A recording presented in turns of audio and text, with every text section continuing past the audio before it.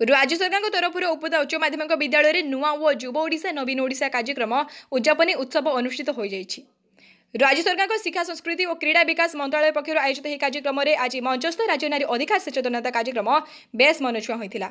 उपदा उच्च माध्यमिक विद्यालय अध्यक्ष ब्रजकिशोर पाल अध्यक्षतार आयोजित उद्यापित उत्सवर मुख्य अतिथि भाव ब्लॉक अध्यक्ष विशिप्सा पात्र, मुख्य वक्ता भाव उपदा थाना आईआईसी श्रवण कुमार महारणा, सम्मानित अतिथि भाव सांबादिक अशोक कुमार प्रधान, रूपाधाड़िया संपादक निरंजन प्रसाद बारिक, वरिष्ठ सांबादिक गयाधर त्रिपाठी प्रमुख जोगदे वक्तव्य प्रदान करथिले।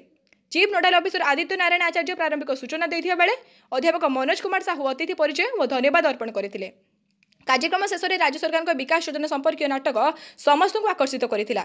अत्यधिक आनंद छात्र छात्री माने खुशी रे विभोर होई नाचिथिले। एही कार्यक्रम रे एही अनुष्ठान अध्यापक अध्यापिका कर्मचारी और छात्र छात्री अंशग्रहण करथिले। औपदार ज्योतिर्मयी दास को report, Abhay news Odisha. Myself, I am Brajokishore Pal, Principal Oupada Higher Secondary School, Oupada, Baleshwar.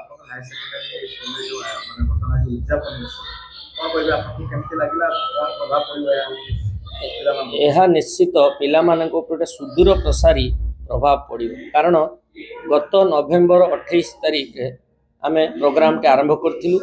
आज तार उद्यापन दिवस, तेणु यह निश्चित भाव में प्रभाव। प्रथम तो राज्य सरकार को बहुत बहुत धन्यवाद दवाई चाहिए जे से भली एक अभिनव प्रयास करछंती। समस्त पिला मानकर भीतर थिबा लुचि रहिथिबा प्रतिभा को से आगो पानी परछंती। एवं मु कुमारी सागरा प्रधान प्रथम श्रीयुक्त नवीन पटनायक को बहुत धन्यवाद देबी, जो कि से आम विद्यालय एवं अन्य समस्त विद्यालय एपर एक कार्यक्रम अनुष्ठित करछंती, जो आम निजर प्रतिभा को समस्त आगे देखई पारछु।